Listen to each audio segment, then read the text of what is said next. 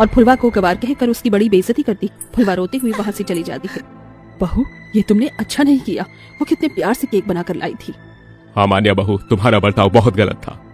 मामी जी, पापा जी, इन जैसी जाहिल गवार को ज्यादा मुंह लगाना ना मेरी आदत में नहीं है, मुझे पसंद भी नहीं। हाँ। मान्या घमंड दिखाकर चली जाती है। माँ मत लो ना, चुप हो जाओ ना। चुप हो जा फुलवा बहू, देख चीनी भी रो रही है। अभी तक मालकिन की बहू की बातों को दिल से लगाए हुए है। सासू जी, आखिर ये शहर वाले खुद को समझते क्या है? अरे कौन हक दिया इन्हें किसी गांव वाले को गवार बोलने का? हम तो बड़ी खुशी से मैडम जी के लिए केक बनाए थे और उन्होंने वही केक हमारे मुंह पर दे मारा। जाने दे बहू, जिसकी जैसी सोच। मगर हमें तो पता है हमारी फुलवा बहू कितना बढ़िया केक बनाती है। अब अपने हाथों का केक बनाकर हमें खिला दे। फुलवा आंसू पहुंचकर केक बनाकर अपने ससुराल वालों को खिलाती है। अरे वाह माँ, ये वाला केक तो बहुत टेस्टी है। हाँ बहू, और ये तो चॉकलेट केक से एकदम अलग है। माँ जी, ये फच केक है। बड़का बड़का लोग यही वाला केक खाते हैं। फिर तो आप नए साल पर भी यही वाला केक बनाना माँ।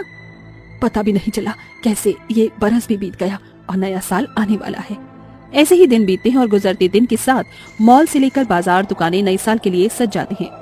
मामी जी, मुझे नए साल की शॉपिंग के लिए जाना है। मुझे 50,000 रुपए चाहिए। इतने पैसों का क्या करेगी बहू तू? ओफो मामी जी, इतनी क्वेश्चन करना जरूरी है क्या? बहू, अभी उमंग और तुम्हारे ससुर जी के बिजनेस में थोड़ी ढील है, हाथ भी तंग है। हर साल मैं और तुम्हारे ससुर जी गरीबों में नए साल पर कंबल दान करते हैं, बस उसी के लिए पैसे रखे हैं। इस बात से मान्या चिढ़ जाती है। मामी जी, अरे इतनी बड़ी घर की बहू होकर भी मुझे 50,000 रुपए के लिए आपके आगे हाथ फैलाना पड़ रहा है, जबकि ससुराल में ये मेरा पहला नया साल है। मगर आपको मेरी खुशियों की नहीं पड़ी, बल्कि 2 कौड़ी के गरीब भिखारियों में कंबल दान करने की पड़ी है।